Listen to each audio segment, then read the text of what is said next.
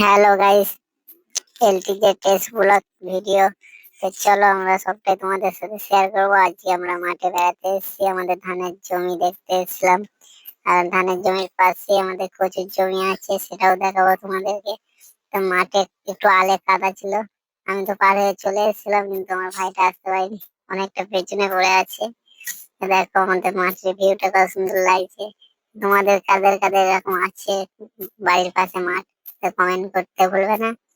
আর ভিডিওটা ভালো লাগলে লাইক কমেন্ট শেয়ার করে দেবে। আর চলো আমাদের কচুর জমিতে আমরা চলে এসেছি। এই যে আমাদের ভুঁই কচুর জমি, এর আগের বছরেও দিয়েছিলাম। এটা ওই এই ধানের জমিটাও আমাদেরই। তো এটা সবটাই কচু দেওয়া ছিল, কিন্তু সেবার লস খেয়ে গেছি। তো আবার দিয়েছি, হাফ দিয়েছি আর হাফ ধান দিয়েছি। ধানটা তো মোটামুটি ভালোই হয়েছে। আর ওই যে দেখতে পেলে কোণে ওরা ফটোশুট করছিল। তো দেখো ধান কত সুন্দর ধান হয়েছে। আমার তো খুব ভালো লাগলো মাঠে বেড়াতে। মাঠে আসাই হয়নি ধান বসানোর পর থেকে, কচু বসানোর পর থেকে। মাঠে আমি যাই না, তো আজকে প্রথমবার গিয়েছিলাম, তো তোমাদের সাথে সেটাই শেয়ার করছি।